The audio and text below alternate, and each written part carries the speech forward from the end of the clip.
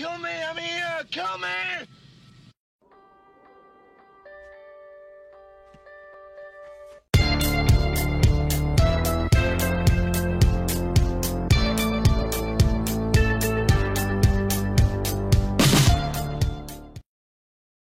Candyman. Candyman. Candyman. Hey everybody, this is Matthew Movies coming at you with my review of Candyman, the classic 90s horror movie that came out in 1992 starring Tony Todd, and I really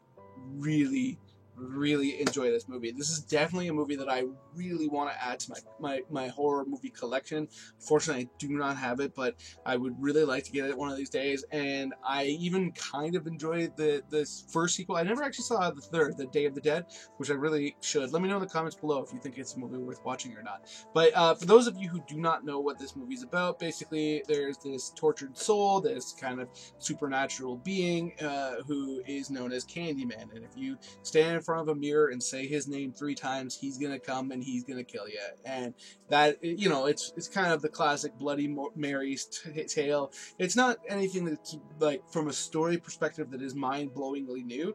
The thing that really works about this movie is one, the tone. So basically you have the concept of Candyman, and then you have the main character is played by Virginia Madsen, and she's basically she's investigating this whole scenario. She goes into this building, and there's a really good unnerving feel to the movie as it continues, because you know you're in this kind of, she's in this place where she's not necessarily welcome, and she's not really at home, and she's there to try to find out about Candyman, which is also a being that is extremely dangerous, and all that works to really set up the feel of the film. But really, to me, what really drives this movie and makes this movie work is Tony Todd. For those of you who don't know who Tony Todd is, first off, you're clearly not a big horror fan, but he's also been in like lots of other movies. He was in the Night of the Living Dead remake, and he makes a lot of cameos these days. For instance, I know he's in most of the Star Trek, or sorry, not Star Trek. I'm just seeing it here. He played a character in Star Trek: The Next Generation, but he's been in a lot of the Final Destination movies. He played a voice in Transformers. You know, he makes a lot of horror cameos. You know, he made a cameo in Wishmaster. He was in the Hatchet series.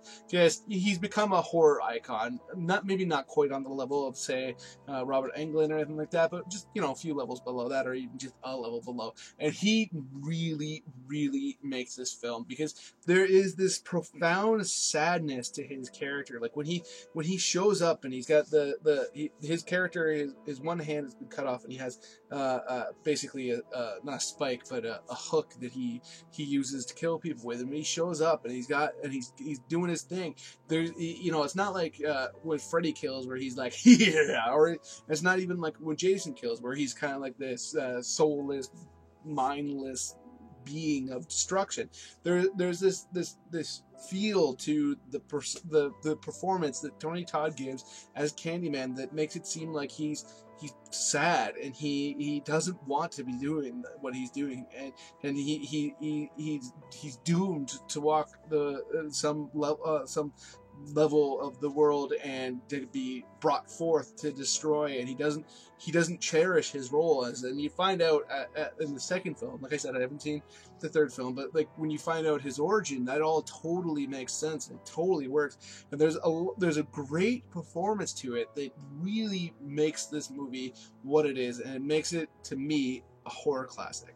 So those are my thoughts on Candyman. Let me know in the comments below what you think, if you're a big fan of Candyman. If again, like I said, if you think I should watch the third film in the series, if you know somewhere where I could maybe get the first 2 films to add to my collection, what have you, please let me know.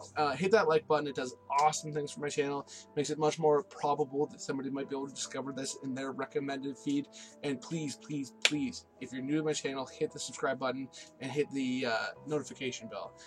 That way you can come and let me know what you think of later reviews that I give, which really means the world to me. Other than that, have yourself a nice day.